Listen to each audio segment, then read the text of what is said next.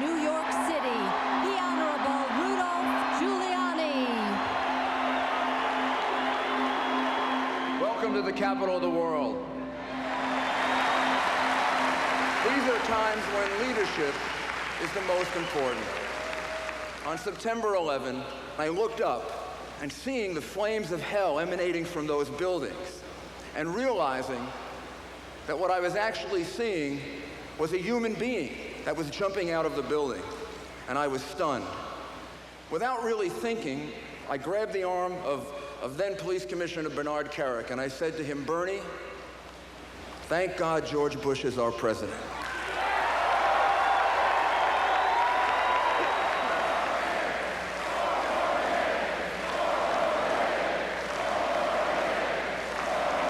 Thank you.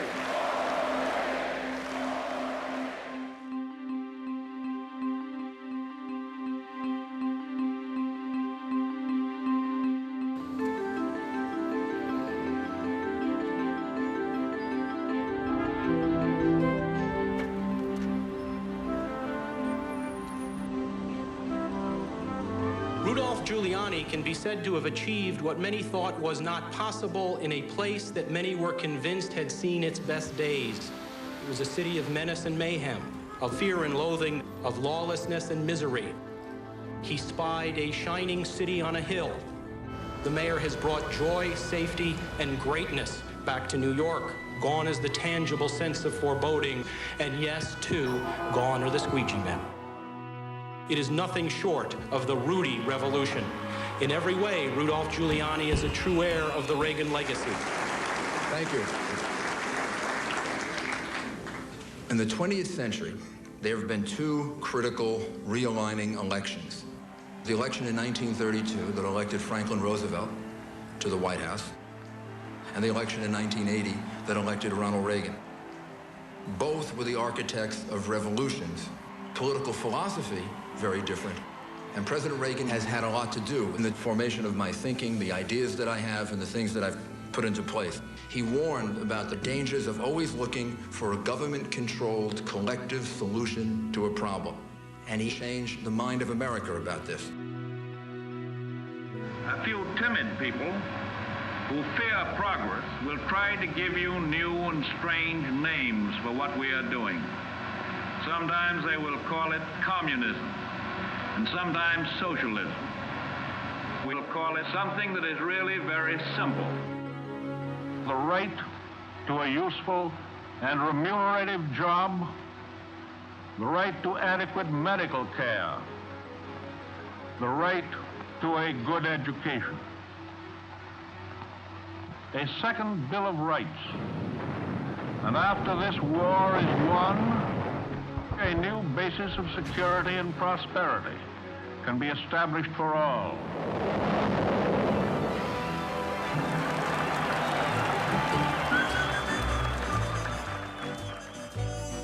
Magic moments, memories we've been sharing.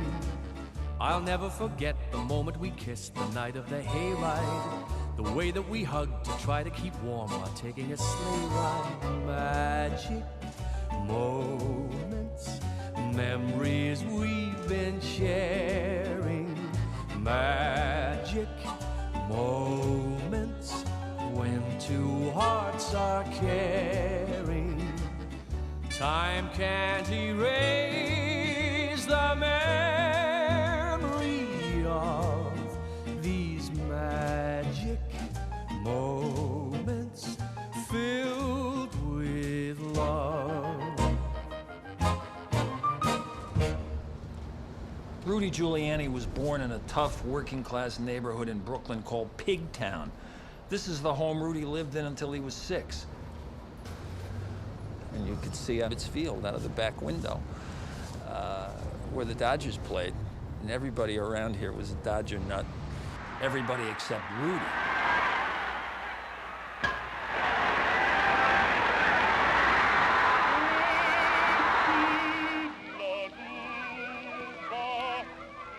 It was a very intertwined neighborhood, very Italian, very Catholic. This is where Rudy's father, Harold, and mother, Helen, came to live after they got married. Rudy had uncles who were cops. He had uncles who were firemen. Rudy's father, Harold, basically didn't have a job when Rudy was first born. He worked a bit at the Navy Yard. He was supposedly a plumber's assistant. It was a door-to-door salesman, whatever he could pick up, until they opened the bar in 1948. It's called Vincent's. And it's just a few blocks away, very close to their house. Rudy's Uncle Leo, one of Helen's older brothers, was really the force behind the bar. And Harold works for Uncle Leo until about 1962-63. It was a big bar. They had a wire room downstairs. They were running a numbers operation. They were running major gambling operations out of here. And Harold was the guy who broke the hands, who carried the baseball bat, who carried weapons, guns, knives. They had a gun underneath the bar. And you came in here, you got your money, and you came in here and you made your payments, your loan shark payments. And if you were short, this is where you took a hit. I interviewed a cousin who was 14 years younger than Rudy, who certainly understood it was a wise guy kind of hangout. She understood that her Uncle Leo, she said, he's mafia. We all knew her Uncle Leo was mafia. My father was almost compulsive about being honest.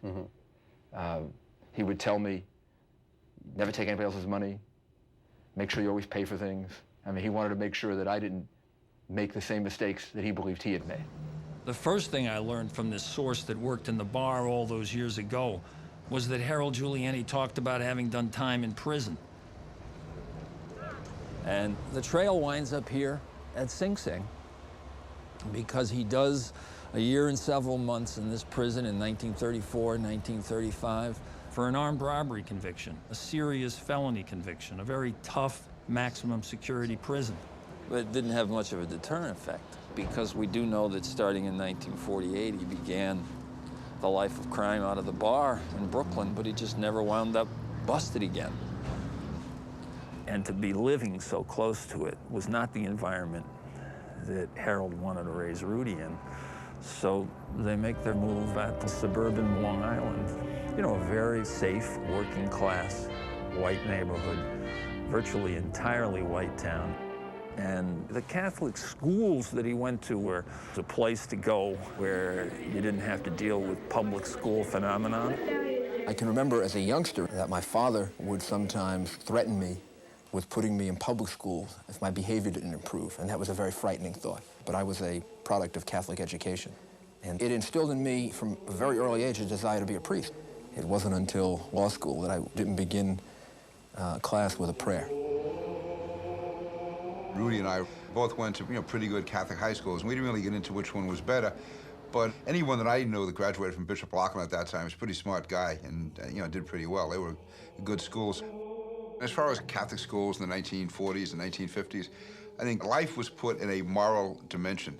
Patriotism was very important. Law and order was very important. A very old-fashioned working class type background where you were just taught to love the country, and it fixated perhaps on stronger foreign policy, anti-communist foreign policy. So you're raised with that very conservative value tradition. But that basically formed you. The loyalty theme is dramatically continued at the Polo Grounds, where Cardinal Spellman and Monsignor Sheen warned of alien ideologies that attack the American way of life. What is it you've got here? You've got a collectivity, you've got a possession. How explain the fact, for example, that Chinese boys will watch the assassination of their fathers? What is this terrible thing? This great vampire that's sucking blood out of the human brain all over the world. Are you now, or have you ever been a member of the Communist Party? But you had this counterculture development at the same time, and Rudy was, by 1967 standards, somewhat of a rebellious Catholic. He was out of the traditional Catholic mode for a few years. He would have been considered anti-war at the time. He was at NYU, certainly the liberal-type schools. Now, they were turbulent times. Looking back, it's hard for me to say why he changed. I mean, you could almost tie it to when he got a job in the Republican administration, during the second Nixon administration. I welcome this kind of examination because people have got to know whether or not their president's a crook. Well, I'm not a crook. And he got into law enforcement, which I think makes you a little more conservative. And in 1981, Rudy Giuliani becomes the youngest Associate Attorney General in the history of the country. He's 36 when he's named, and really running the entire criminal justice apparatus of the United States government. I have some good news for you. A major initiative that I believe can mark a turning point in the battle against crime. As all of you know, crime today is an American epidemic. The early 80s was a time period where the war on crime and the war on drugs was as hot as ever, and there was some good reason. I mean, we were in a crack epidemic in this country, in this city. Got a good amount of rock on. And Congress became totally compliant to a national administration screaming law and order. With me today are Rudy Giuliani, the Associate Attorney General who's in charge of law enforcement matters in the Justice Department. And I'd like Rudy to discuss the technical details about that a little further. These are a broad range of changes, readjustments in the criminal justice system: exclusionary rule, insanity defense, forfeiture, sentencing. Taken together, it will make a major change in the way we conduct the federal criminal justice system, and hopefully... There was the most profound change in power in our federal criminal justice system, because it has moved power from the judges to the prosecutors in ways that are frightening. And years later, Giuliani would embrace those powers himself as the United States Attorney. And over the last 2 years, there's been a real effort to try to revitalize the Border Patrol, both to increase... At that time, Rudy Giuliani had the brief relating to immigration. And in 1981, the Reagan administration elected to take a new tough policy toward the unauthorized arrival of Haitian boat people. And instead of focusing on the human rights question, it became an immigration issue, a symbol almost of a broader question of loss of control over the borders. And that involved a high seas interception and return policy. And that was a machine that returned literally tens of thousands without any inquiry into any claim for asylum that they might have.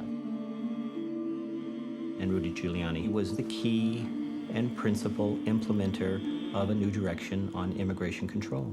We intend to continue our policy of firm and fair enforcement of the immigration laws, and to pursue both interdiction and detention to the full extent permitted by law, in order to maintain control of our borders.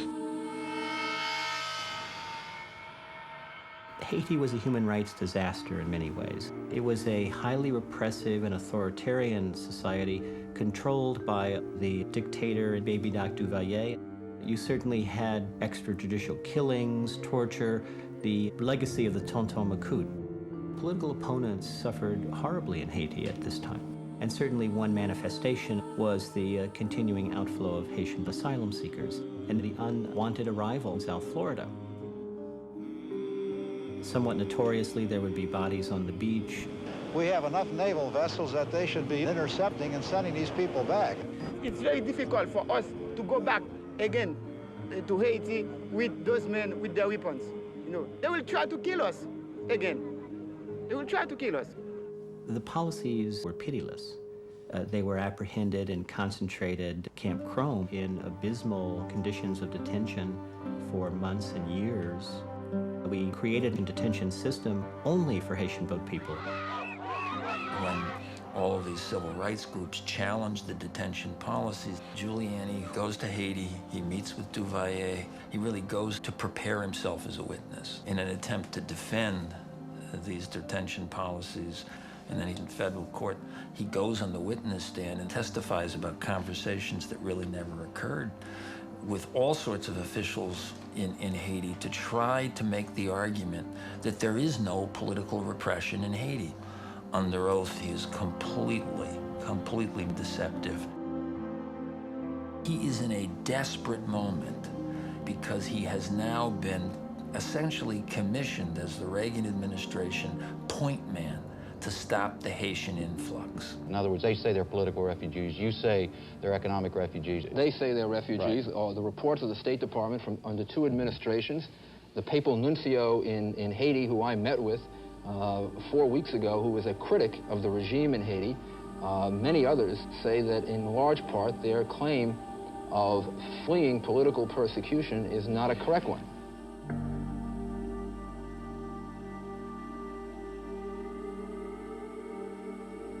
And ultimately, he and the government lose this case. It's appealed all the way up to the Supreme Court of the United States. They lose again and again and again. And these detention policies are effectively thrown out. But I think this was what he needed to do to make his bones with the Reagan people, and it helped make him United States Attorney in Manhattan, where ultimately a political career took off. The United States Attorney's Office for the Southern District of New York is as powerful a position in federal government that one could have. It is really the center of what goes on in this country. New York and the financial markets, and being on top of that office, which is known as the Mother Court. He understood very well the power of the office, that it was the biggest stage in the world to be on. And over the course of the time that he was United States Attorney, which began in 1983, we became very friendly. We kind of had I thought, a shared value system. Let's get the bad guys. He was going after the bad guys I had written about for years, and he was going after them quite effectively. For example, the case against Stanley Friedman, who was the most powerful Democratic boss in the city and in the state at the time. This was really decisive in terms of framing his reputation as a corruption fighter, and I don't think that there's any question but that he was one of the most effective prosecutors of public corruption and white-collar crime that the country's ever seen. I am tired of being asked over and over again, which type of crime is more dangerous, violent crime or white-collar crime? All are dangerous and destructive of our society.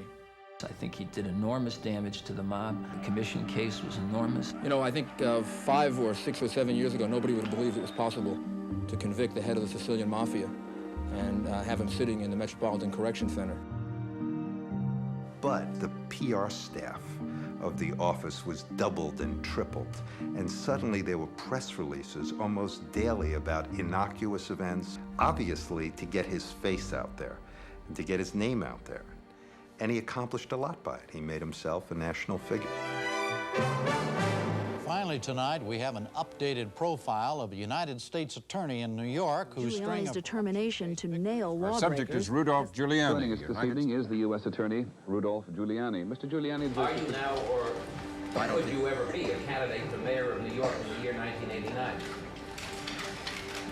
I don't think I can answer that question right now. I can't answer that question right now. We now have a good chance, and I mean a real good chance, of winning the mayor's office in New York City, the top executive job in America's top city. And I would like to commend the Republican candidate, Rudolph Giuliani. Rudy, sorry about that.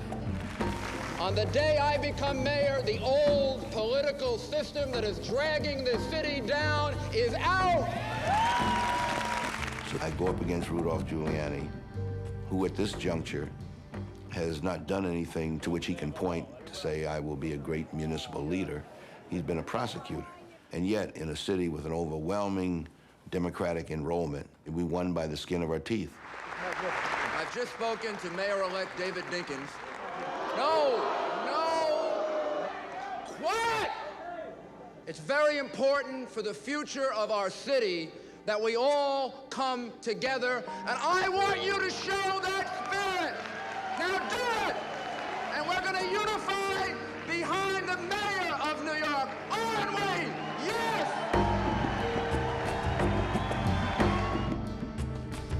The mayor doesn't know why the morale of the New York City Police Department is so low. He blames it on me. He blames it on you. Bullshit! The reason the morale of the police department is so low is one reason and one reason alone. David Dinkins! In the summer of '92, the Civil Liberties Union drafted legislation to create an independent civilian complaint review board. For 30 years in the city of New York, civil rights activists, the African American and Latino community have been attempting to set up some kind of mechanism that would be independent of the police department so that when there's an allegation of wrongdoing by the police towards New Yorkers, you would not have the cops investigating the cops. The police decided to hold a rally in City Hall Park There were reported 10,000 people that the police were able to pull out. And Rudy Giuliani was one of the speakers on the side street.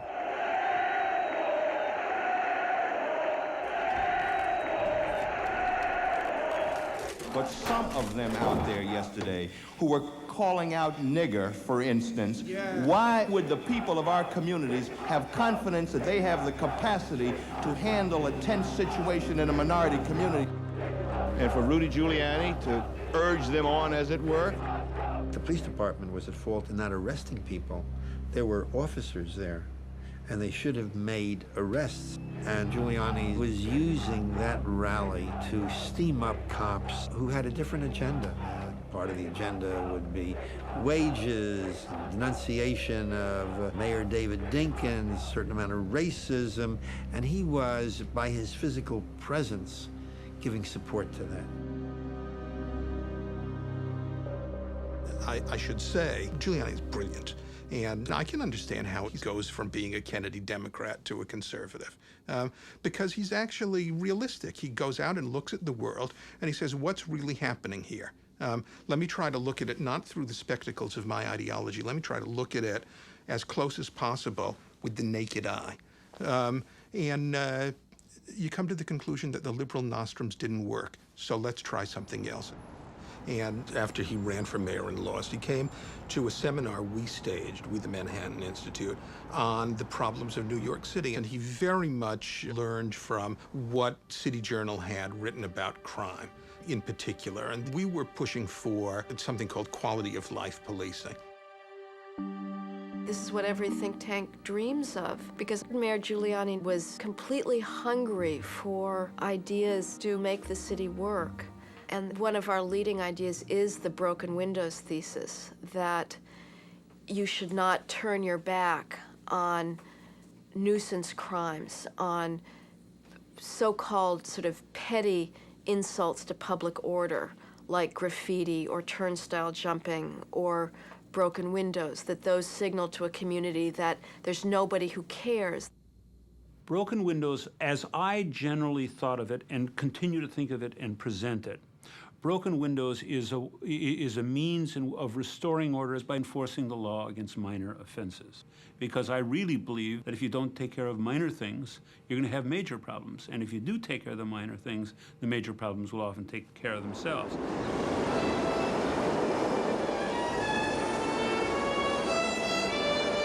In 1989, I was asked by the subway to help them deal with the problems of homelessness and disorder.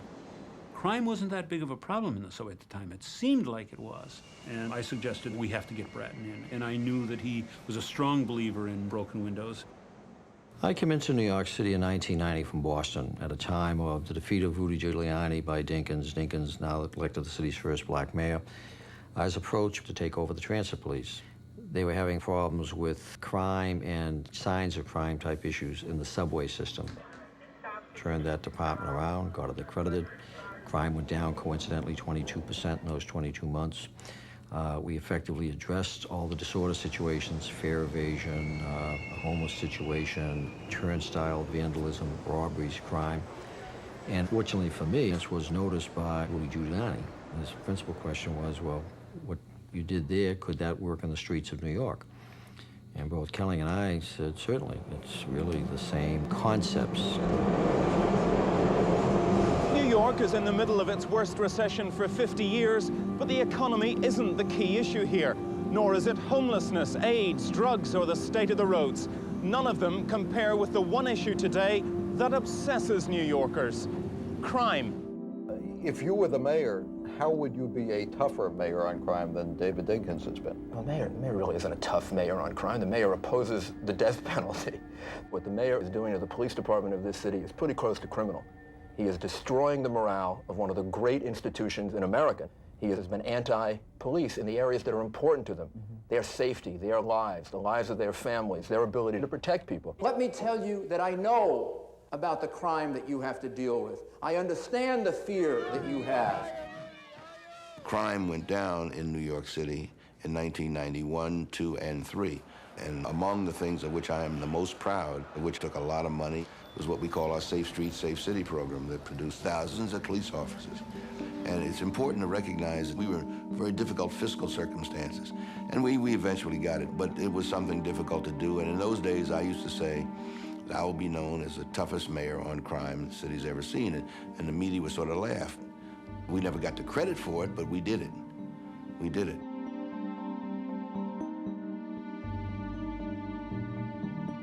Crime declined 36 consecutive months in all 7 FBI categories before Rudy Giuliani took office in January of 1994.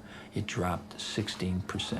But during the campaign, when Dinkins was trying like mad to get the media to pay some attention to the decline in crime, no one would believe that David Dinkins had anything to do with it. While serious crime was going down, the things that reminded people of crime every day, the aggressive begging, the disorder in the streets, that was increasing. The streets back to the people, fight crime. I'm standing before you as the next mayor of New York City.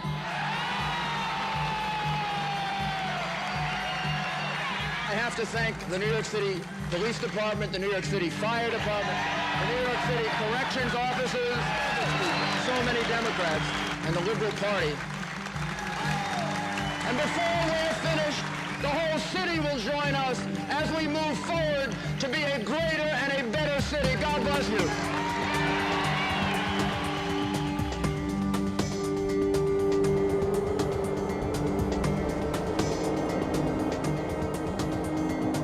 My election makes change possible.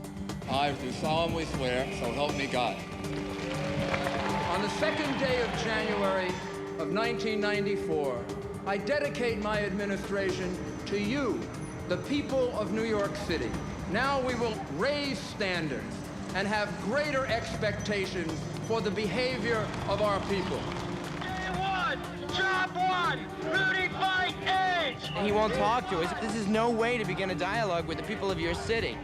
Our action will be stimulating the growth of private jobs, saving our schools, improving public safety by preventing crime, and then reinventing government. Giuliani's ideas about homelessness are disgusting. They're horrifying. Permanent housing is the solution. The greatest measure of our own decency is the help we give to those most in need. Don't want to cut services for the poor. New York continues to be a city that exudes love for all of the people of the city. We must give the hopeless reason to hope again. The squeegee men are a more priority to him than people who are dying with AIDS. Dream with me of a city that can be better than the way it is now. The era of fear has had a long enough reign. It should be so, and it will be so. Thank you.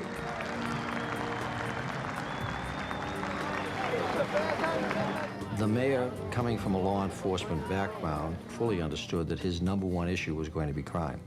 And so he probably spent a lot more time on that issue than any of his predecessors.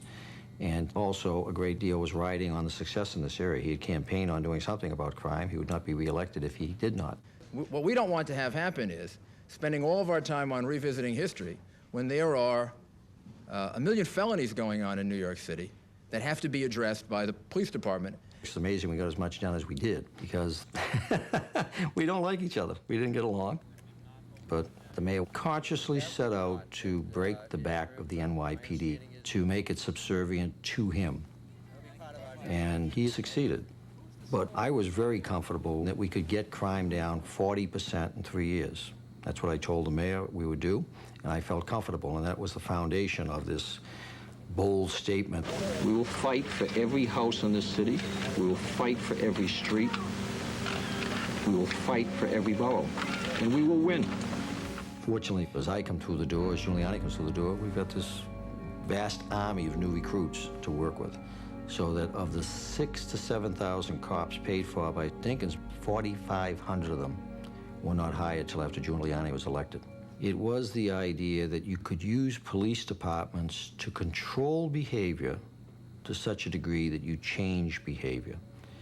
And this is the ultimate repudiation of the 70s and 80s and the idea of entitlement and excusing away behavior because it's society's fault that racism exists, or society's fault because there's unemployment, or any of the things that we thought caused crime. In the case of the New York City Police, the culture that we had to change was one that had been built on the foundation of reacting to crime. And now you wanted a culture that was focused on preventing crime. So far this year, you haven't had a homicide.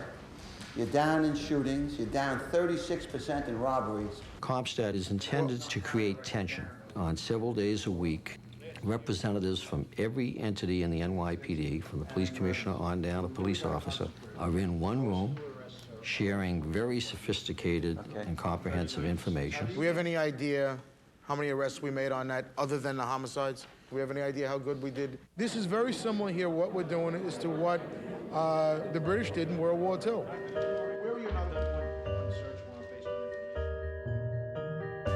The British invented radar. The radar told them where their opposition was coming from, so the RAF would be up there waiting for the opposition. Well, this is our radar system here. And as you see all those dots on the map, that's our opponents. So this way we can deploy rapidly, we can be focused, we can use effective tactics to knock down our opponents there. This is a war. We use police to take back streets that have been given away to the lawless, to now give them back to the law-abiding. How soon will it be that actually the average New Yorker is going to feel the impact? Very soon, right, gentlemen? Very soon, okay.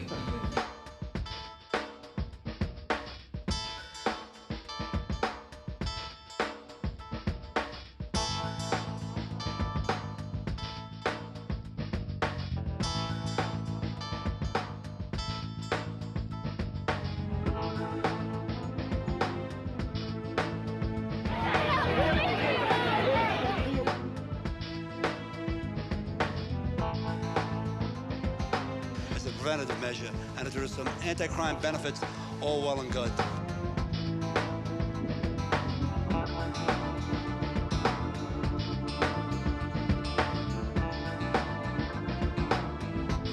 Is it a pat-down incidental to an arrest?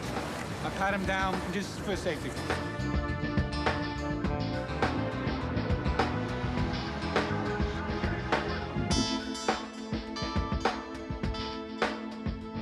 Rudy Giuliani accepted quality of life policing. Remember, his first great victory was getting the squeegee men off the streets, the guys who used to stop your car. It was like a mini extortion racket. Matrons coming from New Jersey would be frightened by this. And so they began to take on squeegee guys, homeless guys out on the street, quote, aggressive begging. And what they did is they created larger-than-life problems. I mean, in all said and done, there were only 74 squeegee guys in the whole city of New York. But now we're going on to the next quality of life issue, which is the homeless guy with a cup. No panhandling here, boss. You don't see the drinking in the middle of the street anymore. You don't see the people begging at the doors, because they know when we come up, they're not just going to be moved along. They're going to be summoned. I think it's unfair.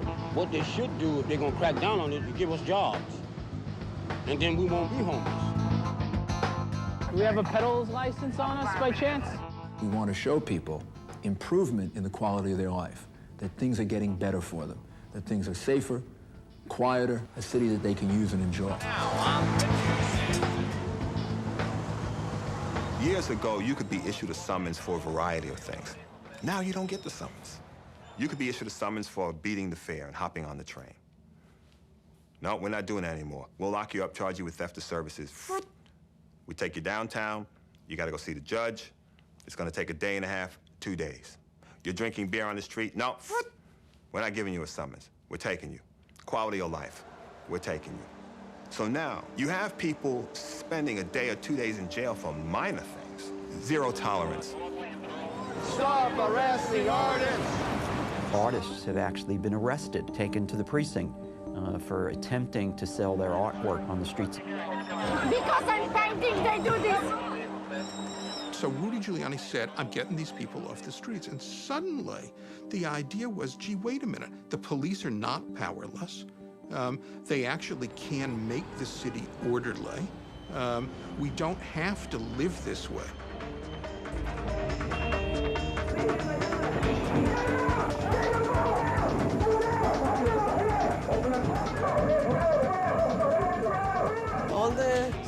three cops came in, kicking the door, yelling to open the door, and pointing at us with, I don't know, it was laser guns. All I saw, I was panicked.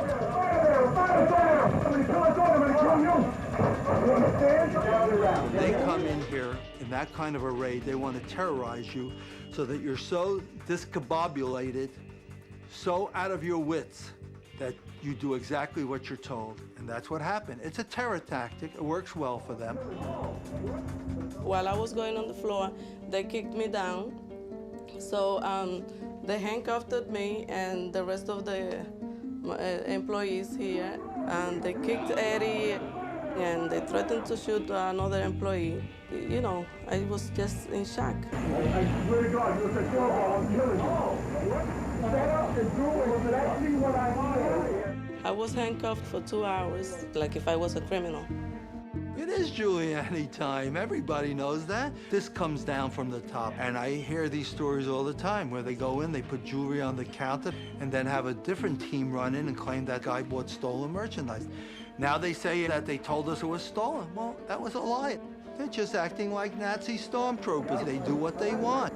They hit 20 jewelry stores. They're going to find a couple with stolen merchandise, and they work on a percentage basis. But in my case, they knew they were wrong because the city paid me. They paid me restitution. But there was no reason for them to use terror tactics. You just don't think it really happens in real life. Certainly not in what I believe my America is. I think it happens more often than we know about. They only show us the dark side of the citizenship, but they don't show us the dark side of them.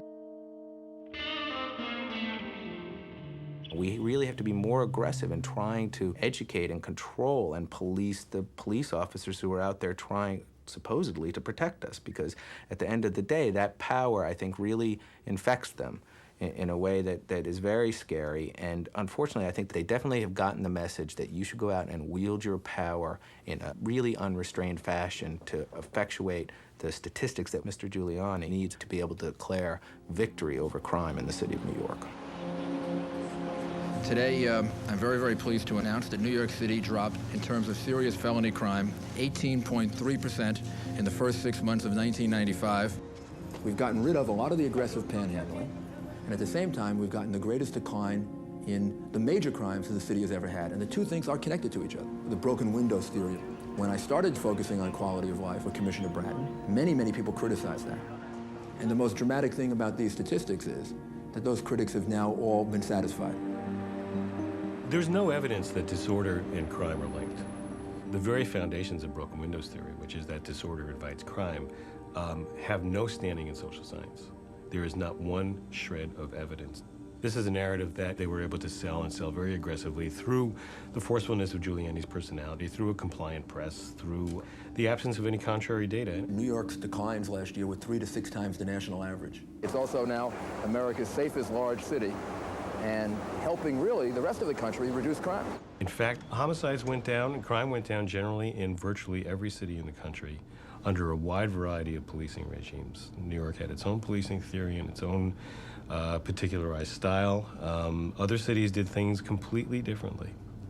There's no question but the crime is down. The only real question is, has crime declined in the Giuliani era at a far more significant rate than in other major municipalities because it's declined across the country? And I think the way some crimes were reported, of shifting them out of FBI categories so that they wouldn't count, resulted in a distorted picture where it appeared that crime was declining faster in New York City than it was in other major cities. It was probably declining at roughly the same rate. No magic here. If you don't think I've reduced crime, you got to be living in some other city. But, you know, some people are living in some other city.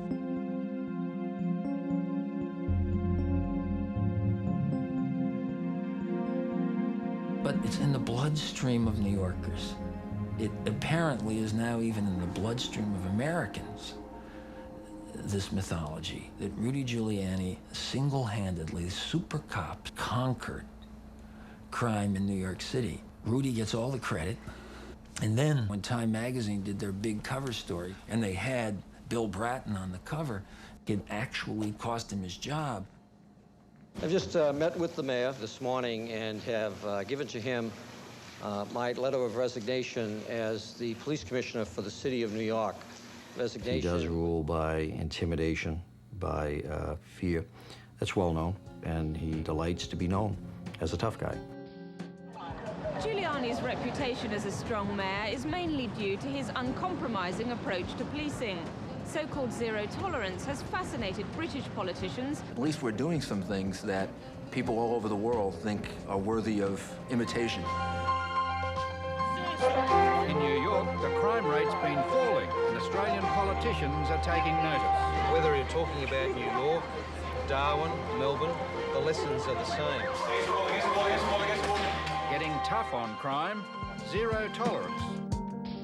Labour's law and order policy has got tougher, with a call for police action against beggars, drunks, graffiti scrawlers and aggressive car windscreen washers. In his words, to reclaim the street for the law-abiding citizen. What's most interesting about the broken windows theory and broken windows policing is how it became so popular, right, in the public imagination. It's this idea of a beautification program, you know, aesthetic policing. Because I think the rhetorical punch here really is the idea that we're making New York more orderly, right? I mean, who can be against that? And what the theory was able to do, really, was transform something that was viewed as a public nuisance into something that was viewed as a positive harm. So all of a sudden, this panhandler on the street is not just, you know, a pain in the neck. Turns out that actually it's because of the panhandler that we've got such high rates of crime. But it's an illusion to think that it's orderliness and order maintenance that has reduced crime in New York City. What's the lesson for the other great cities of the world? To manage a police department, to reduce crime, to concentrate on quality of life issues, to do all the things that were so controversial a year ago, a year and a half ago, when I first came into office. Do those, and you're going to see significant decline. Brutally tough on criminals, if need be? Well, there's no question that you have to be, but part of this is to prevent crime in the first place. So we have more law and order, but massive violations of people's rights. Police brutality in New York City appears to be a persistent, widespread, and long-standing problem. And this 1996 Amnesty report, what we found was an increasing number of both complaints, which were lodged with the Civilian Complaints Review Board, and a disproportionate number of people of color who alleged, at least, that they were victims of police brutality. I think it would be fair to say that the police commissioner was disdainful of the report. It's a selectively anecdotal report, which is not scientific in any way. I think it's a slander on what is the finest police department in the United States. That is not to say that the police department doesn't have problems that we should be working on. What was interesting is that our report came out in '96 and was dismissed by both the police commissioner and the mayor as sheerly anecdotal, as not worthy of any further investigation. Then, of course, the Louima incident happened. I don't know what happened to him. When they got to the station house, he was taken to a bathroom. He was disrobed, all right? And a blunt object was placed in his anus. That punctured his intestine and damaged his bladder. And you were naked? They took your pants off and took you to the bathroom? Yes, that was two of them. One pick up something in the floor, I don't know what it is, but it looked like a plunger to me. I could identify only one of them. They tell me, if I talk to anyone about what he done to me, he'll kill me and he'll kill everybody in my family. An officer would have to be a lunatic to believe that he could get away with what Volpe did to Louima. And yet, he apparently, and several others around him, thought that they could get away with it. They thought we're in our own house, the police station, and within a locked beyond the locked bathroom door within that police station. Who's going to know? Who's going to tell? We can always claim that he was injured some other way. Not that most officers are the kind of monster that Volpe turned out to be, but simply the general feeling that nobody is really watching us. These allegations are shocking. If they are true and substantiated, then they should result in the dismissal of these police officers, and they also should result in these police officers receiving substantial terms of imprisonment. The Louima incident came up in the middle of the '97 campaign, and it could have turned into a disaster for him, and he handled it pretty well. You know, he didn't get defensive about his record on police brutality. He acknowledged that that was an incident of police brutality and said we're going to investigate it and deal with it. Whether he ultimately dealt with it adequately or not is a different question. And in fact, during our campaign, the Post wrote an editorial that I thought crystallized it perfectly well. There was a charge floating around during the Louima incident that the police officers had uttered the phrase, "It's Giuliani time," and the Post said, if Giuliani time means a little bit of an increase in police brutality in exchange for a dramatic decrease in crime, then we're all in favor of Giuliani time. And I absolutely think that's the message that he sent. And certainly the issue that had the most power with the public was Rudy's record on crime. I wanted there to be attention to the horrendous and growing income gap. We also have a very, very unbelievably high number of children who are born into families below the poverty line. And I wanted an intense public debate about education. What is at issue here today, which is reducing overcrowding. It also means improving the quality of education in the schools. So if I made any, quote, mistake, it certainly wasn't in running. It was believing that there would be more serious engagement of issues. And there wasn't. Instead, we elected a mayor who was a one-trick magician, and that was crime. Thank you so much, all of you in this room, all New Yorkers, for giving me the opportunity to be your mayor again. Thank you, Mayor. Thank you. Tonight, 4 years later, we can say, we did it. We turned this city around. And I will dedicate the second administration to reach out to all New Yorkers. No New Yorker should be left behind. I live in a very left-wing part of the city. Now, my neighbors look around the elevator and they see that there's nobody in the elevator but them and me. They say, you know, I voted for Giuliani. And out they go, because they can't tell their wives or their husbands, you know, God forbid, but they want to tell somebody. And there are an awful lot of New Yorkers who are real happy with the city that he created because they like being able to go out and walk at night.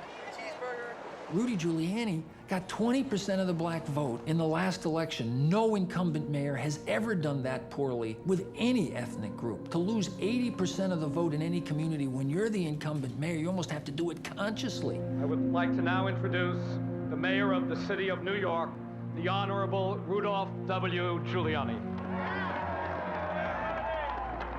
And over the last 4 years, in an exercise of human will and determination, you and I together have changed the direction of the city more than at any time in its history.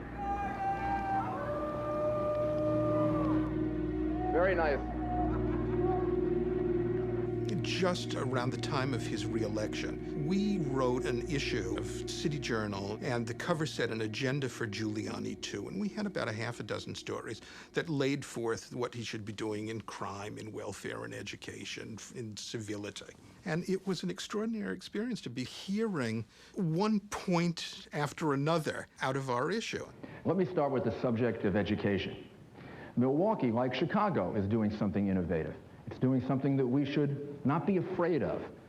The system that they put in place is called the Parental Choice Program, and they get a voucher. And they can select any school they want in the city of Milwaukee that their kids qualify for. And therefore, there are a group of public schools, a group of private schools, and a group of religious schools that are included in this. And I'm making the choice for my child.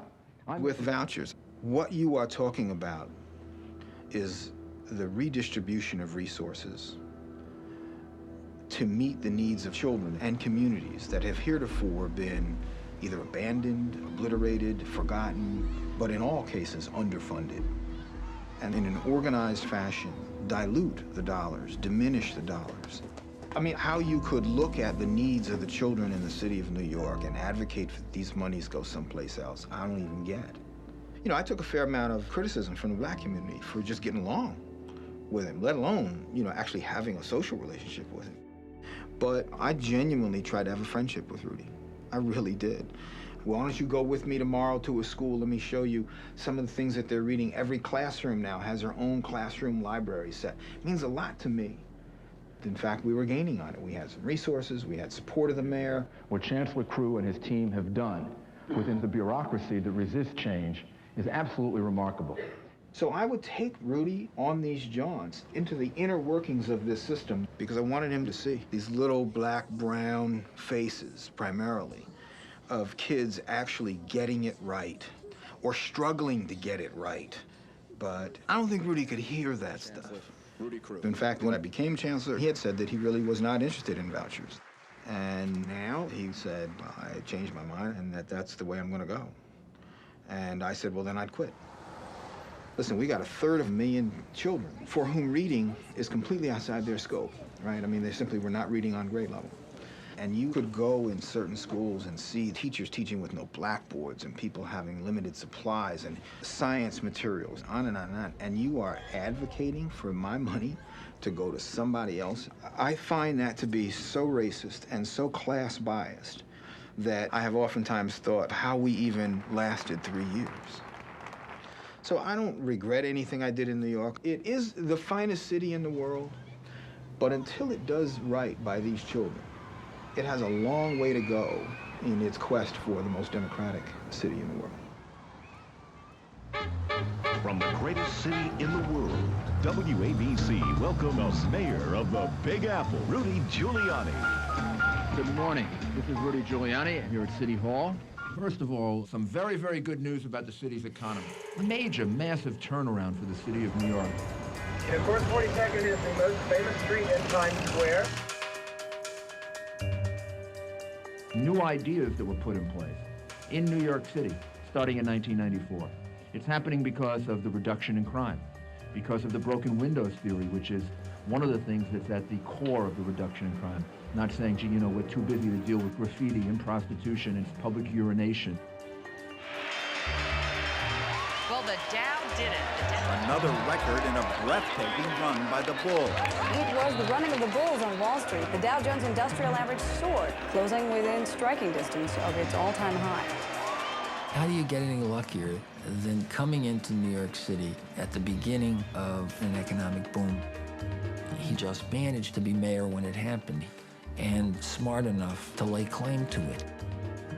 And I'm going to hope my view becomes the prevailing thinking of the city, because then our economy can be permanently healthy. This kind of nearly 2-decade bull market is without any kind of precedent in U.S. history, or really anywhere in financial history. This is one of the great extended speculative manias of all time. There's so much money going to the financial sector, and it's especially visible because it's happening in proximity to such very poor people. Manhattan, New York County, has the most unequal distribution of income of any county in the United States, so we have an almost third world social structure in New York City from that sense, this proximity of rich and poor. We've got one of the richest and one of the poorest neighborhoods in the country, almost right next to each other. The great boom has certainly done great things for the residents of Fifth Avenue, but it's done nothing for the residents of East Harlem. A lot of people are getting left behind out of this thing, because essentially, despite the economic boom in the city of New York, and it's been extraordinary, I think we've seen the tax revenue rates, that it doesn't seem to have appreciably moved the poverty rate in the city of New York. I mean, nearly 25% of the city's population living with incomes that basically make it difficult for them to eat, find housing and clothing for their kids. So clearly, there's not a trickle down. There has been growth among low-wage work. The service sector is growing. It is just not producing the amount of jobs necessary to deal with this enormous pent-up demand for low-wage and low-skilled work. You could do vastly better at improving the outcome for low-wage workers so we don't have people who end up without their welfare benefits with no visible means of support.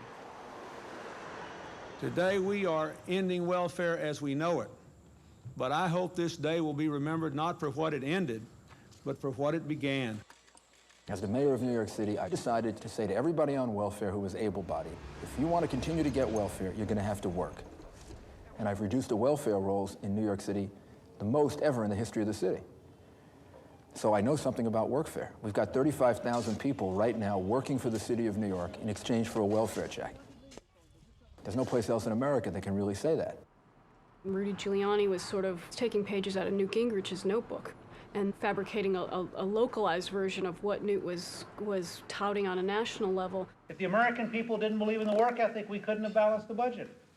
But they believed in the work ethic so much, they insisted on welfare reform, which is a major reason we balanced the budget. They go to work every day. They earn the wages. They pay the taxes. A tremendous amount of cynicism had built up in the late 80s and early 90s. I think that people felt that it just wasn't working anymore, that the numbers of homeless on the streets were astronomical. People felt that they couldn't walk without getting hassled or hit up for change. And so here you have New Yorkers and Americans whose wages had stagnated. Now both parents have to work. Everybody's exhausted, and there's not a whole lot left over at the end of the day for people to really be thinking these problems through. And so the time was ripe for opportunists to step in and say, the reason that it's not working is that you and I get up every morning and go to work, and the other people that are fleecing us, the welfare dependents, are making a different choice. And that we just need to cut these people off and seriously retool that whole culture of dependency. So they started the workfare program, which was really a program in many ways designed to force people off the rolls, not to prepare them for anything, to demand that they work in meaningless, menial labor, and then sanction them if they missed a half a day. Sanction them in such a way as they could knock them off of welfare. And this happened to tens of thousands of people. This program was never meant to actually give people jobs. It wasn't designed. It was meant to move people off the welfare system. If it was meant to actually give people jobs, then you would have job training. And we're not being prepared for anything more than what put us on welfare in the first place. They have a few Mickey Mouse programs that put almost nobody to work, train almost no one. I've been here 2 months, so these guys been here, some of them been here 3 years. Imagine how I feel. 4 years. I've been here 4 years. You think I'm lazy? No. Figures they put less than 1% of people together to work in the last 5-6 years. You got to know somebody. So you come on welfare because you've been sick, or because you lost your apartment, or your ability to function for yourself, or you didn't have skills, and then you do 2 years, 5 years, 10 years on this program, and when you get dumped off, you're in exactly the same position that put you on in the first place. So of what value is this? How does this benefit anybody, including the city? I ain't nobody got a job. I've been there 8 months. In McCarran Park, Nancy, Chief of Operations, said that they haven't hired no one since '91. Why? Because we have WEPs since '91. That's why. We're taking their place. There are approximately 25,000 jobs that the mayor took out when he first came to office, all right? And he's put us into those jobs, but now he says we're not workers and those are not real jobs. It's free labor. Other people work for free. If I could have Bernard here wash my shoes all day, take care of me, hey, why should I hire someone when he could do it for free? That's right. That's just like the city. That's what they're doing. That's exactly what it is. I know one guy right now he leaves his house like he's going to job, but he be going shoplifting. And they have to do it because they have to pay his rent. Been in jail 3 times. It feel real messed up, man, real bad. We walking down a dead-end street. No future in this. We want to grab the brass spring of life, too. We want to go home to my house, have my car, have my children, be happy, get a paycheck, maybe. Need work, man. Real jobs. Real jobs. Not this web.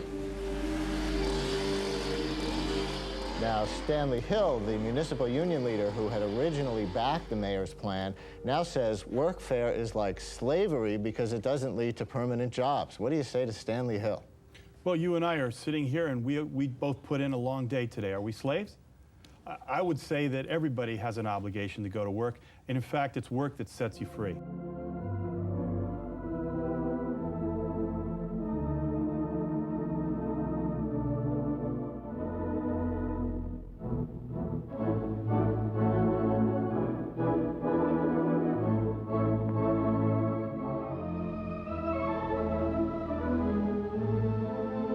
Our workfare program recognizes the value and the potential of individual human beings.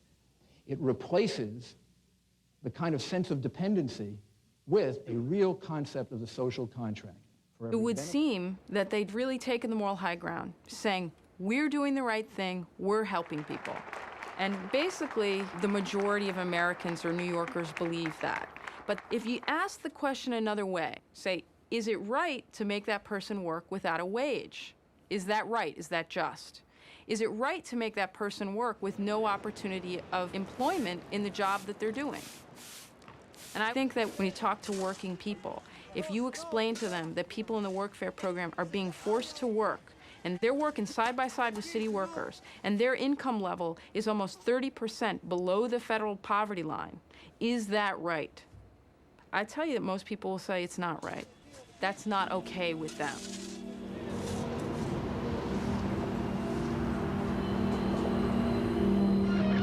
Rudy Giuliani. Great news in the paper this morning about the number of people on welfare. How much money has been saved by reducing the numbers? I mean, how many hundreds of millions of dollars? I think since we've been doing it, over $1 billion. Each year we're saving the state at least $500 million, in some years even more than that. New York City once pioneered many of the social programs of the New Deal and of the 1960s.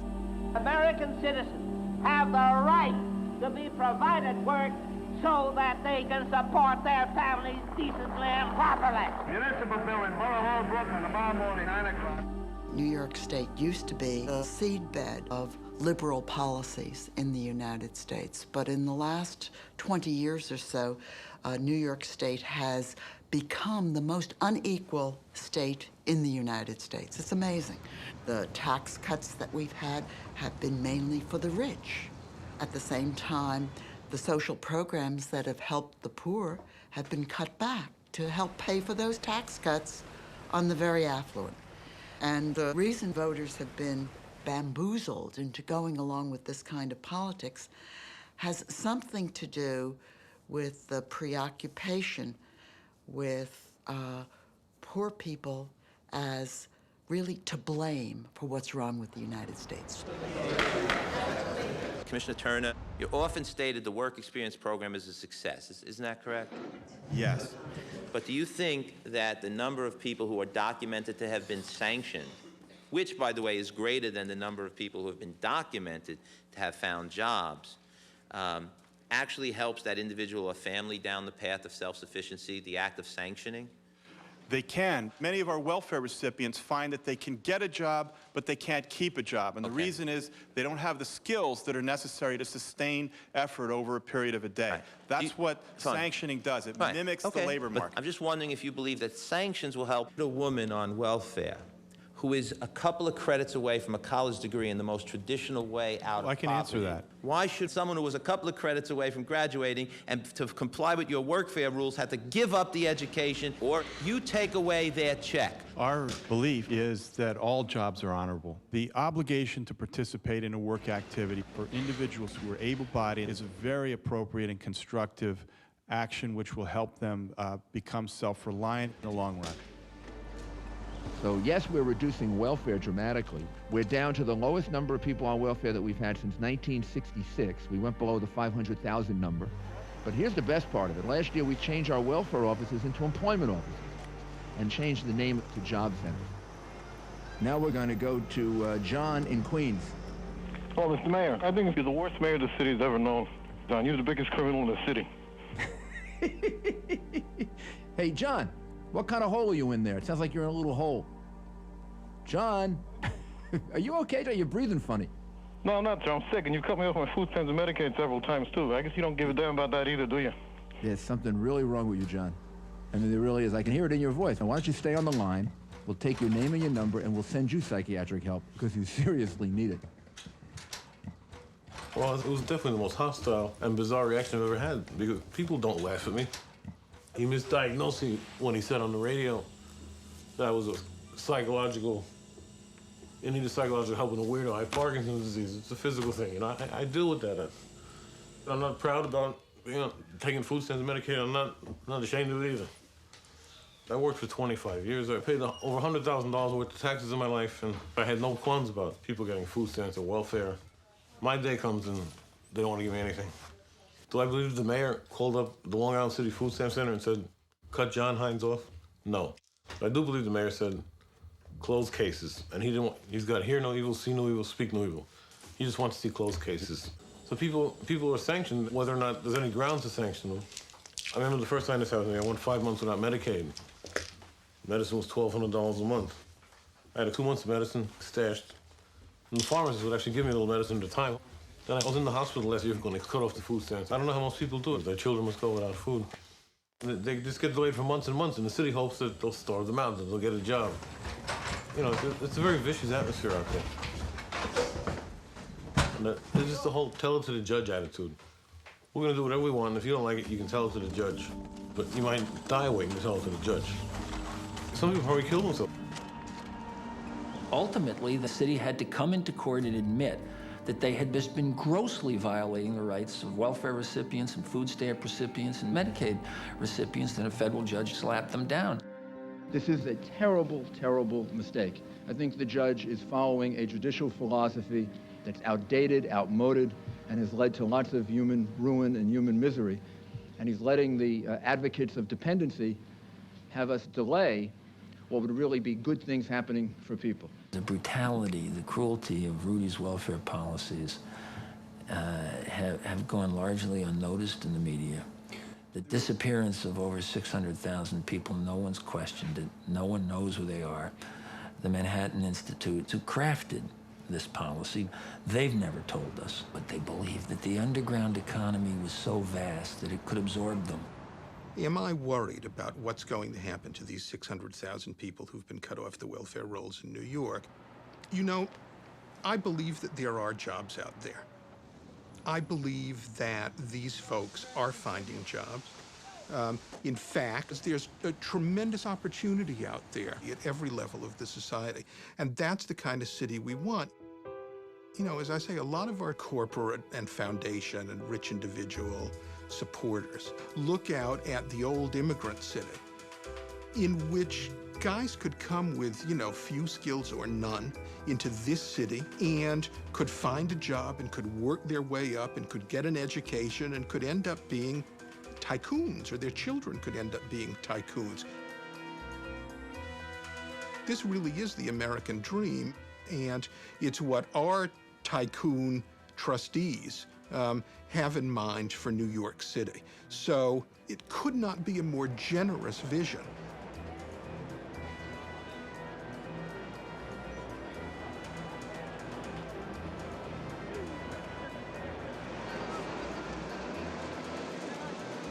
Good luck there. Thank you. We do not have children starving on crates. Right? We do not see the homeless everywhere. So I note that we cut the welfare rolls in half, and from the point of view of misery, nothing visible happened.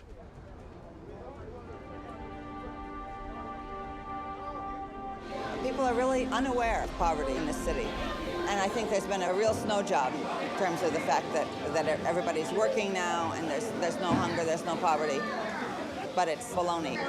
I think part of the problem is that it's an invisible population. There are people who don't get interviewed, they don't get heard, and, you know, they get cut off welfare for nothing. The pressures on people are just horrendous. We have a lot more requests for food pantry packages than we have in the past.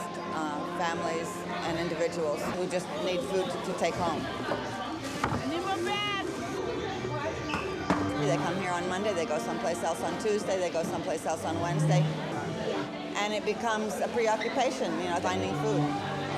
Right now, I'm taking care of about 700 to 800 families in this community right now. We have to spread it around as much as we can. It's really getting bad. It's really getting bad. There's, I'd say, about 400 children in this community that go to school hungry every morning because there's just no food. And I don't know what to, you know, it hurts. It really hurts. So you were here last week? Last month. That was last month. Sweetheart, only every 30 days. Every 30 days. It's sad, you know what I'm saying? 600,000 people and counting. I'm fortunate I have a place to live, but some people are worse off than I am, much worse. Some people just live in the subway, and they just went underground. But where did they go? Where are they? yesterday. I was one of those people that they closed my case, you know. I'm also a person that's like illiterate. I can't read. I have like a 3rd grade reading level, you know. So they chose for me to like sweep the street instead of go to school and get some education where I can get a better job to better myself. You know, where I can just pay my rent. That's where I'm at. I just want to pay my rent. Yeah, because how you going to survive if you don't have no money and you don't have no food stamps? What you going to do next if you can't find a job? Well, thank God it's a place like this I can come to. I don't really know where I can go from here. I think there is a lack of concern on the part of those in power in our country for people who are poor and oppressed. But there's no public policy. It's lost. It's being lost all the time. It's lost in this city, public policy. And there needs to be compassion for people, I mean, real compassion. But Giuliani wants to dump that on the social agencies and religious institutions, many of them struggling to survive and to stay afloat. It's baloney. People don't starve in America. Nobody is malnourished. You know what our nourishment problem is right now? It's obesity. Take a look at the consumption habits in these poor neighborhoods and discover that everybody's got $100 sneakers, that everybody has twice the living space. Everybody in these rooms has got a color TV. I mean, this ain't Dickensian poverty.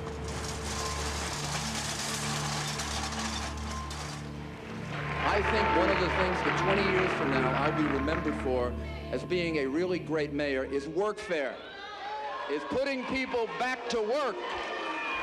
And when students read history books, you know what they're going to say? They're going to say that I took a city of dependency and made it into a city of workers. Who cares if welfare is down, if poverty still exists, and you have enormous amount of children still living under the poverty line in New York City. So to brag about welfare is down while people are literally barely being able to survive doesn't make you a good mayor, it makes you a kook.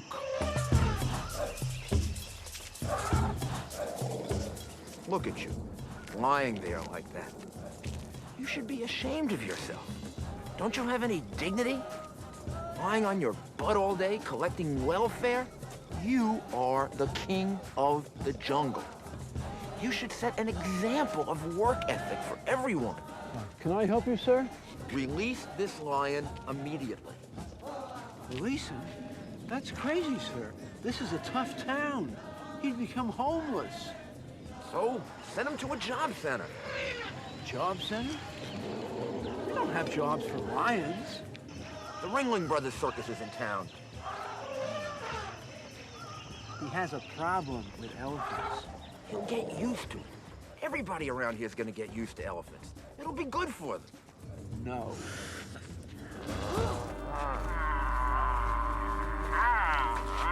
Take it easy. Rudy, take it easy. This is where the ideology becomes so extreme and there's such hatred for the populations involved here that it starts to look more like bigotry than it does like anything to do with policy. And that's why it's so difficult to take seriously anything the administration says at this point.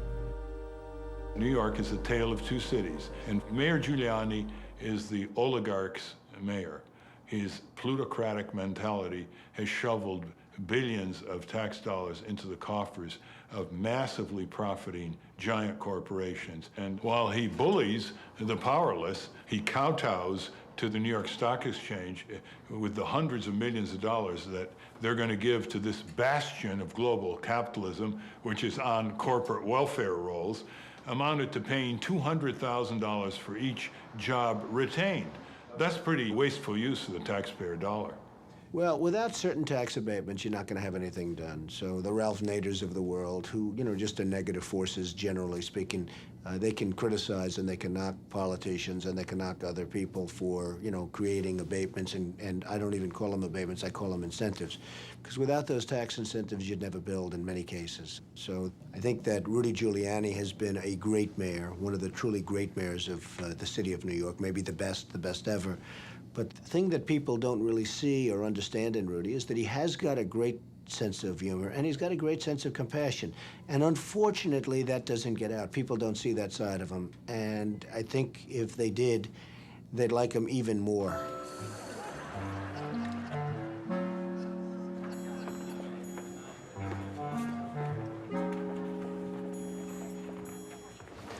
You know, you're really beautiful. And a woman that looks like that has to have her own special scent. Oh, thank you. Maybe you could tell me what you think of this scent.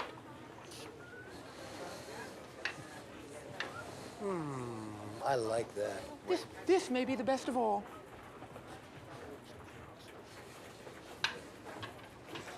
Oh, you dirty boy, you. Oh.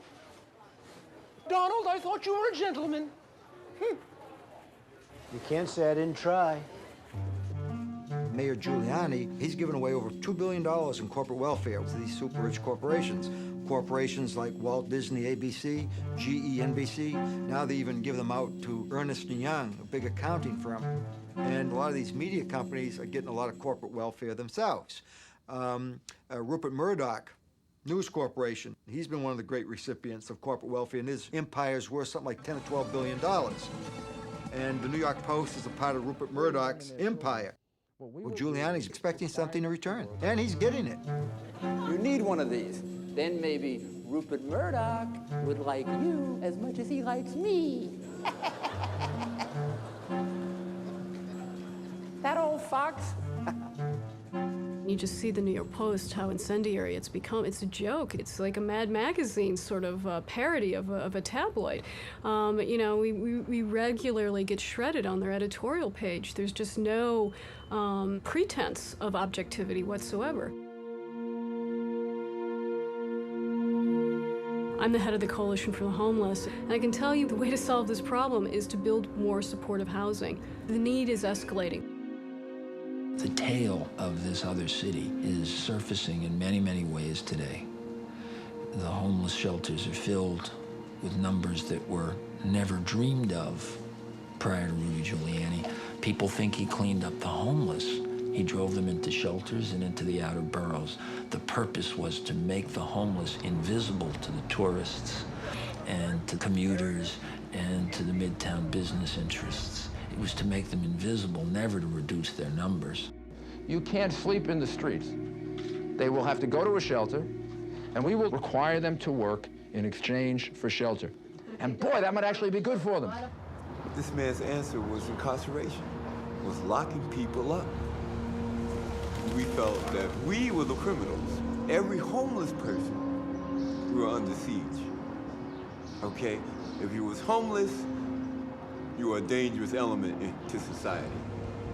If you really study this administration, what comes through, well, the rhetoric, is fundamentally they don't believe in government. Because when you make the case, it's cheaper to give someone a rental assistance subsidy than it is to put them in a shelter. It's 10 times cheaper. And you can make the economic argument, if no other human argument, and they still say, sorry, we don't want to do that, because that's not, it's a program, it's government. And that's the problem. But, you know, advocates go crazy in this situation, and they try to misconceive everything that you're doing. It's really not love. It's an inability to deal with your own guilt. He brooks no dissent. And he uses the levers of power to punish any critic. He doesn't have that right. That's why the First Amendment is so important. That's why, thank God, we have courts, both federal and state. I mean, that's why I, on occasion, have referred to him as Pinochet or Caligula.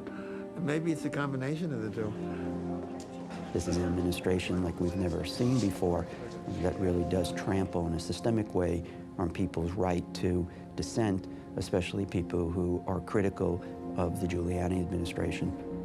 And as of this point, the Civil Liberties Union has done battle on 17 issues regarding First Amendment rights of expression and First Amendment rights of protest. For example, the Giuliani administration have taken the position that the sale of art on the streets of the city of New York is not an expressive activity. It's not protected by the First Amendment. As bizarre as that sounds, that's the argument they've been taking. There have always been street artists in New York. And for many decades, there's been a steady population of full-time street artists in New York City. And for many years, street vending was the main form of retail selling. But since the mid-'80s, certain very powerful corporate business interess, so-called BIDs, or business improvement districts, have been lobbying the city government to completely eliminate vending, including First Amendment protected vendors, street artists, and book vendors. And when Giuliani was elected, they found a mayor and a police commissioner that were willing to do something that the city itself knew was illegal right from the start.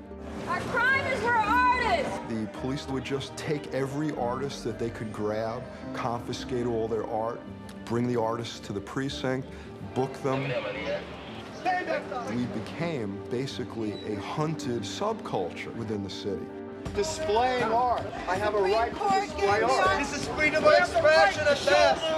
I don't need to follow any vending ordinance. I'm not a vendor. Last explanation. I want your ID. You're under arrest. Stop harassing artists! I have a First Amendment right to display art, to sell art. I've never been found guilty. I've never had a trial. They know my case will be dismissed. They are Rudy Giuliani. Maybe that time will come in the courts. I've personally lost over 1,000 pieces of my art, and I would estimate of the 400 or so artists that work on the street, virtually all of whom have been arrested at least once, tens of thousands of pieces of work were destroyed. And all of these confiscations are completely illegal.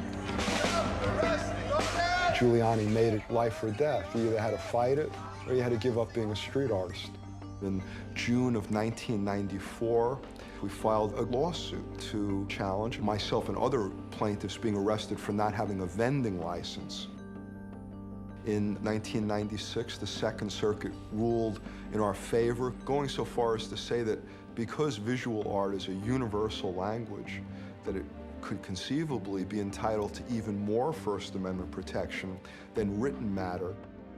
But interestingly, the Giuliani administration then appealed that to the US Supreme Court.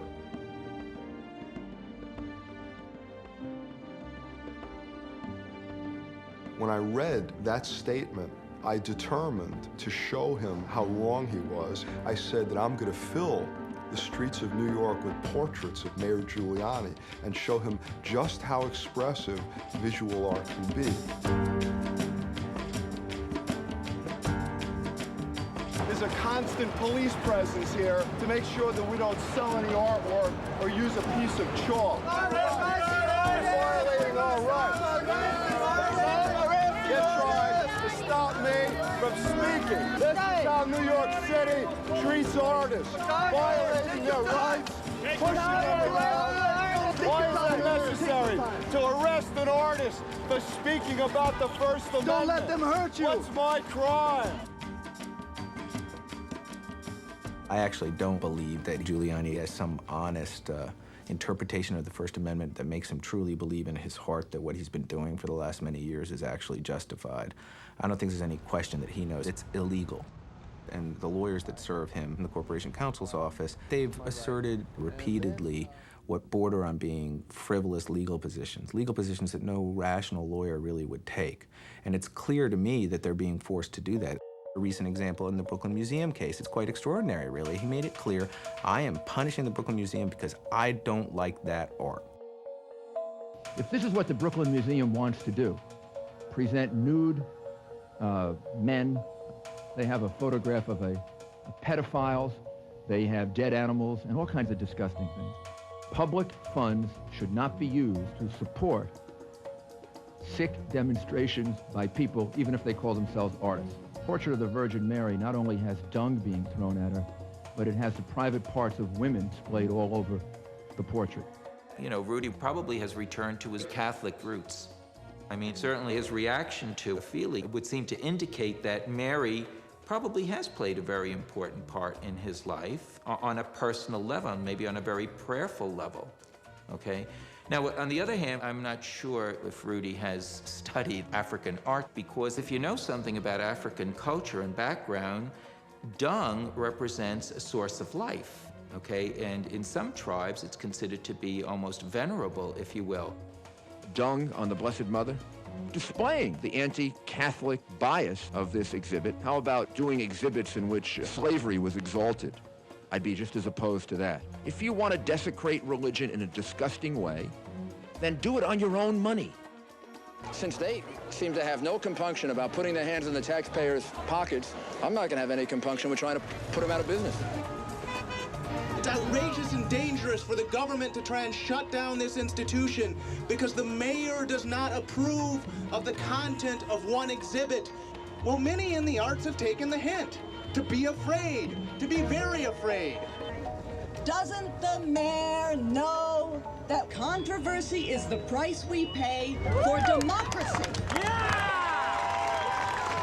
Said the government could not penalize an institution because there was art in it that the government did not like.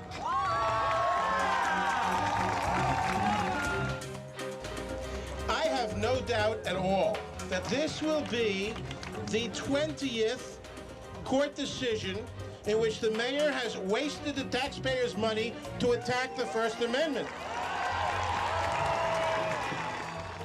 This mayor is constantly violating First Amendment rights of people all over the city. I don't think that he feels constrained in any way by that. I believe he runs an administration that shows an astonishing disrespect for the law. And that may be an outgrowth of being a United States attorney where you know you can get away with a lot of that stuff. Now, we have a whole program, a strategy, an approach to taking guns out of the city of New York. We do it relentlessly. We use excuses for doing it. They all meet probable cause standards, but we use any excuse that we can to take a gun out of the, right, Howard?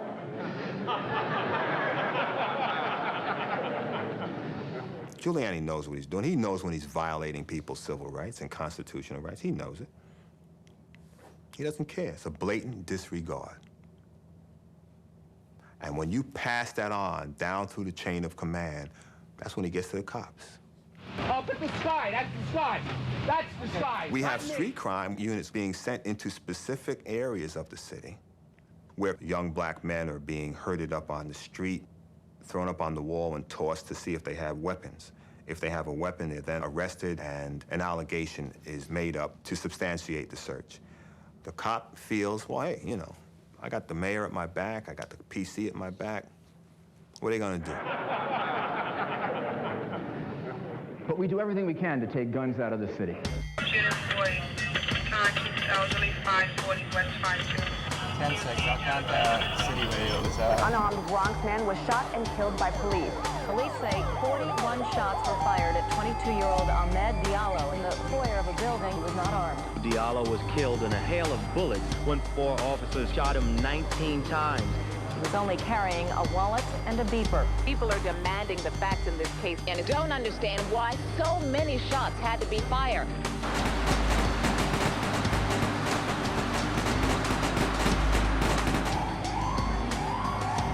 For 41 bullets, we need a justice. Now we want it now. They target the poorer neighborhood. We don't see the equal right. I'm sure this was supposed to be a peaceful protest. My man coming out with the pump shotgun looking like he's ready to do some physical damage. Black people don't have no talk, we don't have nobody at all, and Giuliani think it's okay.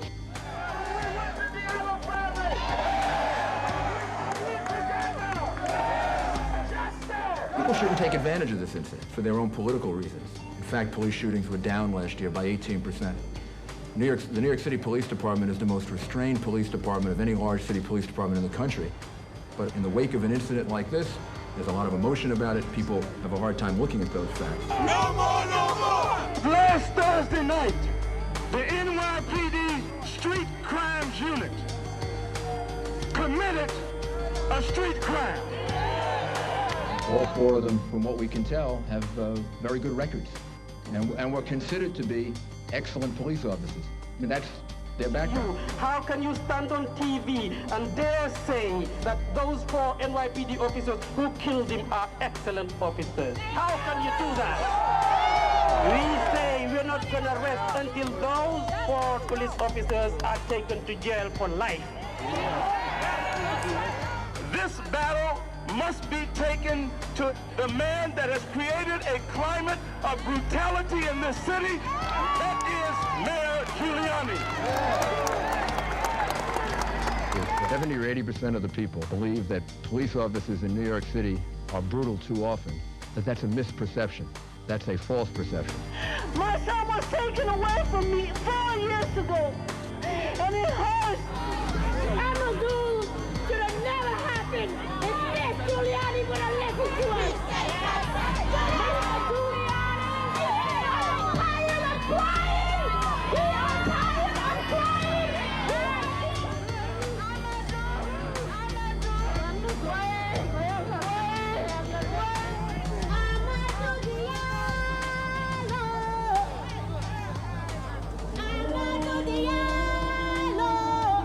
You did not die in we will not bow down to racism. We will not bow down to injustice. What were you thinking? 41 bullets you shot. 1, 2, 3, 4. Injustice. 16, 17, 18,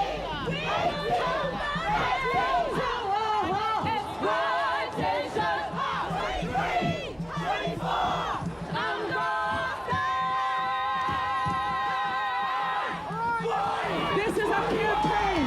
Everybody get down to Police Plaza and get arrested. And fill up the jail. Stop police brutality! You have no recourse but to take to the streets when you're not being heard. So we had to be arrested because it's the only way we can get our message out. That first week, there were only 5 or 6 every day. And now it's over 800 arrested.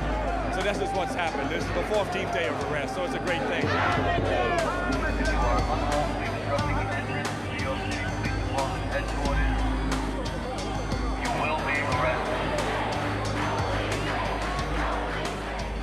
These are people that you do not ordinarily see at the barricade. It was not a publicity stunt.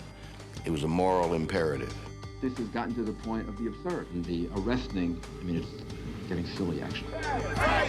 The increase in the number of people arrested to now almost 200 a day was sparked by Giuliani's remark that this is silly. This is a community that is outraged, white and black. A community that is outraged by this. My observation was that he sensed that the entire edifice was shaking. I had seen him on television, and I said to him, right now you're looking really mean and vicious at a time when what the city needs is somebody who can help it to heal. The bashing of the New York City Police Department is outrageous. And then they're second-guessed by some of the worst in society. Not vitriolic spewing. The city wanted an arena, an opening, to express both its outrage and its wonderment and its pain. I'm really hoping that somehow Giuliani gets the message that it's people that are hurting, job-wise, and the police brutality that is going on, especially in the black neighborhood I know, because I see the guys being pat down for no reason, you know, and it's very demeaning. The short-sighted and those who want to focus on blame on the police, maybe for their own personal inadequacies, we're never going to convince. This is when I finally understood. There is something very deeply pathological about Rudy's humanity, that he was barren, completely emotionally barren on the issue of race. The mayor is not going to be able to address the race issue in the city. He's lost or squandered that opportunity. He is the way he is. He cannot put himself in the shoes of the blacks or the Hispanics or the other racial minorities. No peace! No peace! No justice! And I think that's going to be ultimately the great failing and the great disappointment for this mayor. In that a city of minorities, a city of immigrants, doesn't trust the mayor because they just don't feel that he's able to put himself in their shoes.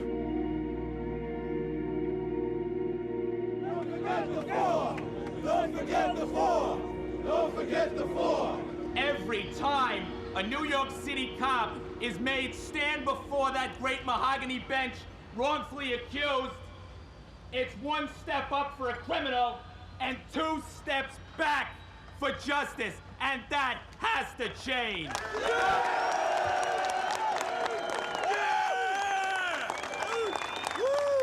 This was not a crime, a tragedy. Yes, it was. We're doing our job. Our life is at least worth as much as a criminal's life, and 100 times more. And that message should be getting out not only from this court, but from City Hall and Police Plaza as well. Commissioner, I am asking if you cannot find a different way of reducing crime without threatening people's civil liberties. And that, I believe, is what's happened with the street crimes unit. Was that when did I stop beating my wife?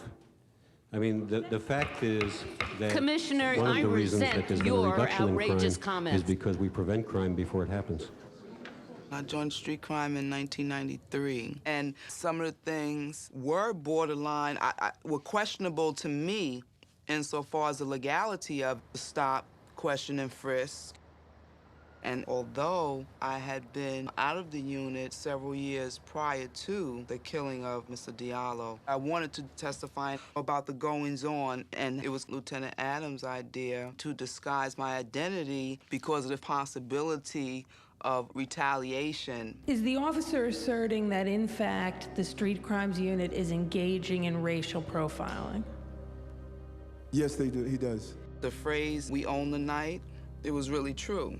But we stopped mostly young minority males, and the objective was to get the photo of your gun on the wall. But competition and legality started interspersing with each other. And we would get a lot of flack. "Oh, you're just doing this because Giuliani is letting you do this." And in my heart, I knew it was true. If police officers were just every single person, "I want to stop you, I want to question you, I want to frisk you," then the civil rights are gone. They're totally gone. When you do this aggressive type of policing and you increase the number of stop and frisks by the thousands, you have to be crossing that line or getting close to that line with stop and frisk on the Fourth Amendment. You have to be. And cops are under a tremendous amount of stress to produce those numbers. The climate allowed for the cops to do that because most of us were looking the other way. And now the chickens are coming home to roost.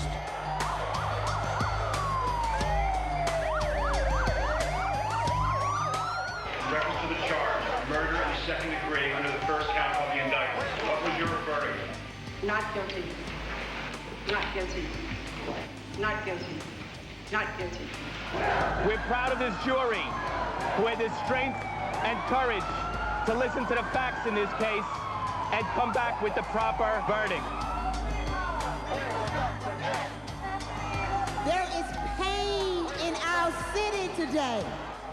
There is pain in our city, and the case cannot be closed until we believe that there is some accountability for an unarmed, innocent man having died.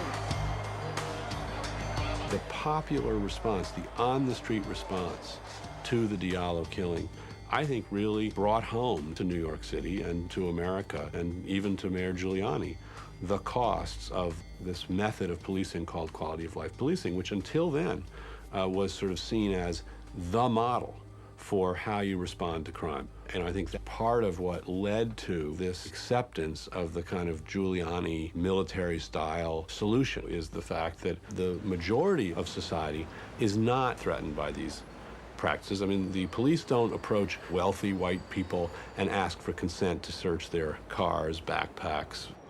They approach young black men. As far as my neighborhood, crime being down, it is down. I have to give him that. But at the same time, me as a minority, I'm somewhat paying for that because of the fact that I have police officers rolling up on me anytime they choose to. You know, the strong arm tactic type thing. And it's a lot of young men being thrown up on the wall or be placed on his knees every time a cop rides through the area and he doesn't like the way he looks. Most of them don't know us. They don't want to know us. And then they come to our neighborhood and disrespect us like they do. I'm scared for myself right now because I don't know when I'm going to be pulled over with a police officer or being harassed, you know. You drive a decent car in New York as a black male, you get pulled over every minute. You get your car searched and you name it. I've had it done to me. This brand of policing undermines the moral authority of the law itself. And I thought there was a bait and switch that went on. The police department talked quality of life. They talked low-level enforcement. In fact, they made hundreds of thousands of misdemeanor arrests. They stopped and detained hundreds of thousands of citizens, far more minority citizens than white citizens. So the feelings of the minority communities in New York City about differential treatment by the police were not unfounded. The evidence is in the data. The Attorney General did his investigation, and in fact, the police much more often stopped and frisked minority citizens. They more often arrested minority citizens, and more often than not, the arrests were thrown out because they were bad arrests. So I don't know that any broken windows were repaired by these efforts. The goal was never to turn broken windows into an arrest effort. And I think the New York City Police Department lost the high moral ground for a period. And that is, it was not aggressive enough in pursuing the consent across the board of the communities, because clearly in the minority community, there is a demand for order and there's a demand to do something about these problems. But the New York story certainly alerted us, and that is, in a democratic society, you cannot try and do it by terror because citizens will pull back away from you and nullify your actions.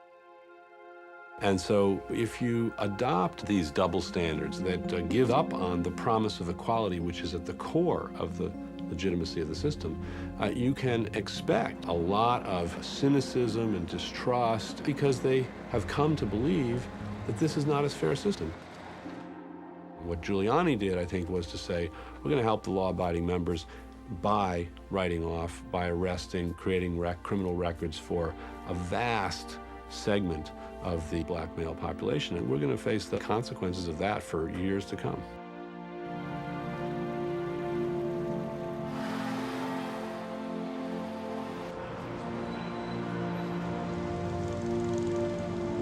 I do think that you can pretty authoritatively make the claim that New York City is going into the next millennium, into the new century, stronger than it has been probably at any time during the century.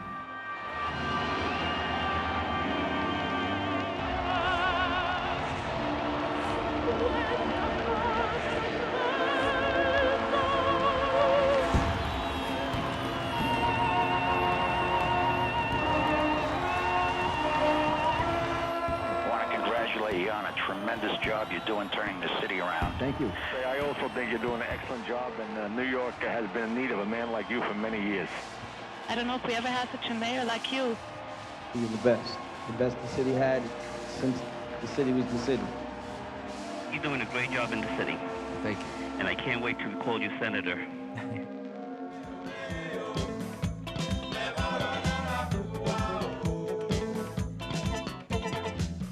Ebe kounia, nouvel kwen vin apren, magistrat Rudy Giuliani dans New York. Ebe kounia, il pral pose candidature pour vin sénateur de l'État de New York. Catastrophe. No, Giuliani have to go. No, Giuliani have to go. No. Where's the line? Oh, anywhere you want, go right up there. Go right up there. I want two for you. Two for I think that these days there's almost a sense that the Bastille is about to fall, and people come out to these events, as goofy as this one is, and are just having a good time. I mean, hurling a chunk of dung at the face of the mayor just because you can. Which is a great feeling after 8 years of living in Giuliani's New York. And there's the real sense that people are finally so fed up with Giuliani, the art police, Giuliani, the morality police, Giuliani, the sex police. He's going to be out of this town one way or another. Either he'll be the next senator or he'll be out looking for a job like everybody else.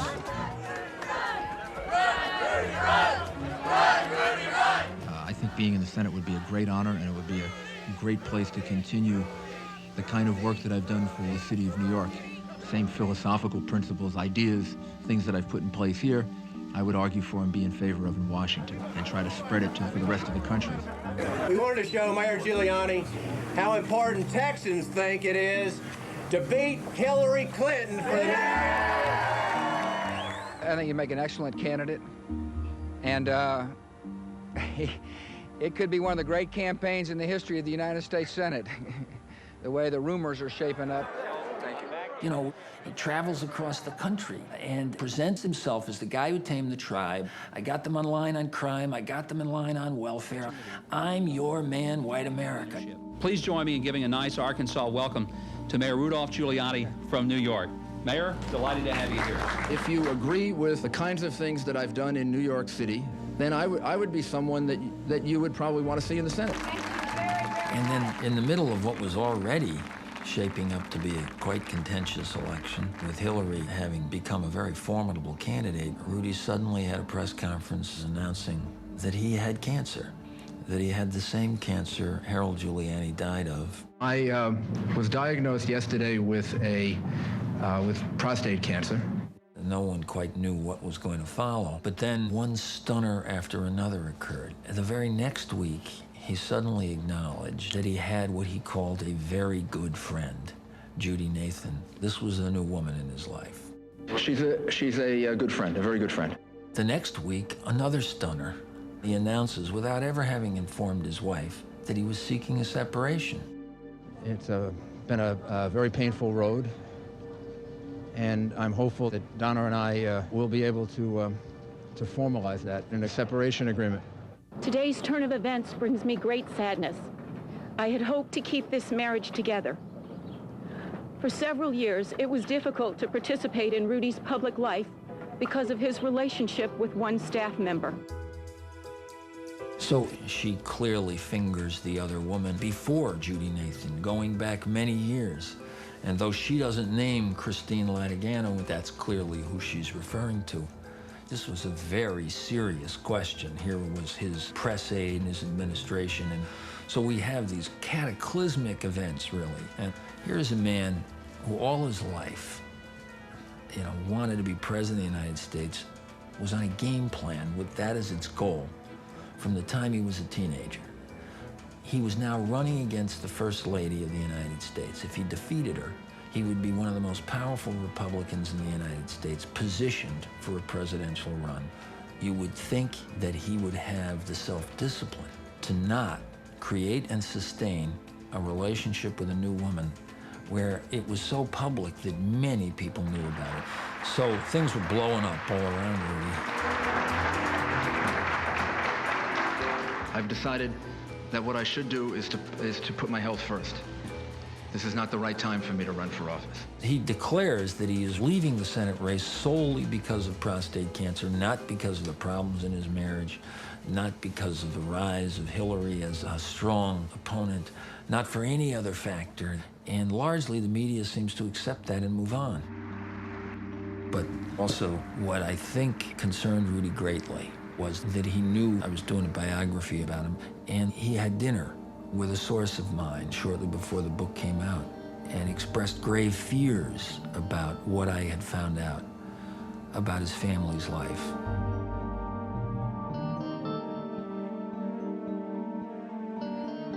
Can you tell us when you knew about your father, his prison record? Some of it I knew and some of it I didn't know. And it's something I don't discuss because it's personal. And some of it did come as a shock. There's no question but that son Rudy transcended the criminal life of his father, his uncle, and his family. He transcended it to become an outstanding federal prosecutor who made some of the most important mob cases in the history of the country. So no one is visiting the sins of the father on Rudy Giuliani. But what's inconceivable to me is that he didn't know that his father lived a life of crime. I've had FBI background checks. I've held some of the highest security clearances that this country has. And at every point at which I was nominated by the President of the United States, I was confirmed by the Senate based on a public hearing, including all the Democrats in the Senate who read through my FBI file. I interviewed Harold Tyler, who was the Deputy Attorney General of the United States. second most powerful person in the Justice Department. He brings Rudy in as his chief of staff. He read the FBI report that was done on Rudy Giuliani in 1976. There's absolutely no reference to any of this. Now, this is before Rudy has ever made a mob case in his life, so whether or not he comes from mob roots is very relevant because his father, Harold, is very much alive and his cousin Louis and Uncle Leo are committing crimes. We know that. And Louis's life of crime involves in running the largest stolen car operation in Brooklyn. And ultimately, he's gunned down by the FBI on a street in Brooklyn. And this is Rudy's cousin Louis, who he's raised with. And there was only a year and a half apart. And so how it was all concealed from the FBI is a question Rudy was never asked. But it's not just that he didn't want to tell the story. He may well have deceived in the process of hiding it. It was an extraordinary series of events that transformed Rudy's life. And from that day, in May of 2000, Rudy was a lame duck. He no longer seemed to have a future. No one, including himself, could figure out what he would do next. Mr. Mayor, are you suffering the pangs of the lame duck mayor? What do we want? When do we want it? Now! I'm telling you, police officers, that all of you were fooled by Rudy Giuliani in that riot against David Dinkins. You thought that scam, that you're gonna get a raise. Well, like he stood here and he said, it's bullshit! Bullshit! Bullshit! Mr. Mayor, we demand a raise, and we demand it now! We put crime down in double digits, and how will we pay? With double zeros! That's a disgrace! Rudy must go! Rudy must go! Rudy must go! Rudy must go! Rudy must go! Rudy must go! Rudy must go!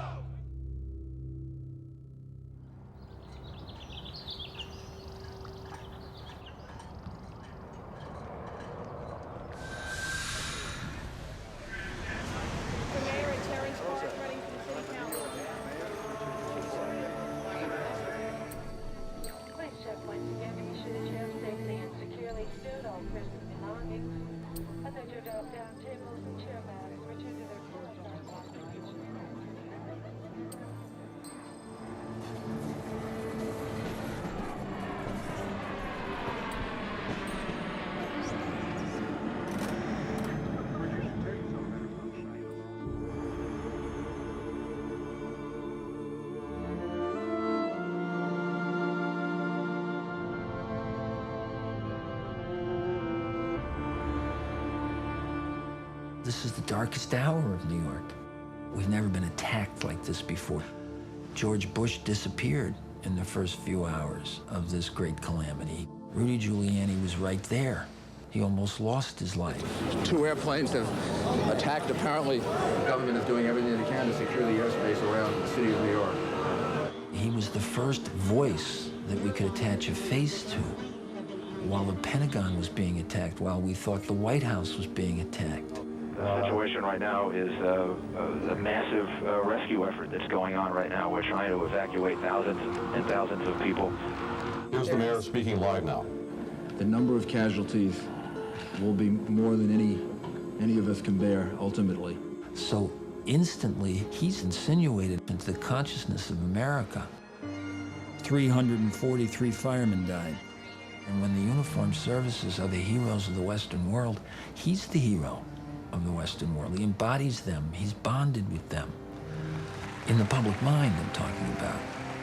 And then the need for the media to have somebody who embodied this crisis translated into hero worship around the world.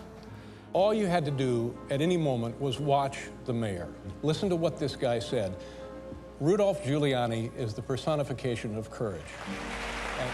Giuliani, il magnifico, della popolarità di Rudolph Giuliani. Der Bürgermeister Rudy Giuliani zu kritisieren. Rudy Giuliani è la personificazione del coraggio.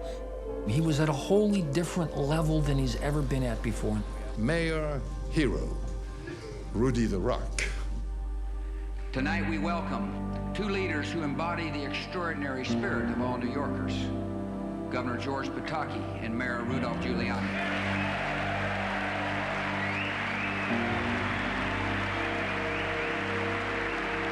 He's right up on this plateau that is unimaginable. Mayor Rudy Giuliani, who has been... The mayor was honored as the first New York City mayor in nearly 50 years to speak before a UN General Assembly. We do not act, and act together, to remove the clear and present danger posed by terrorism and terrorists.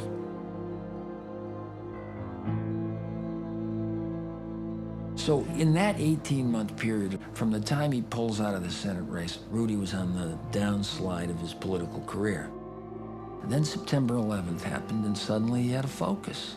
He was America's hero, magically almost. And where it goes from here is anybody's guess.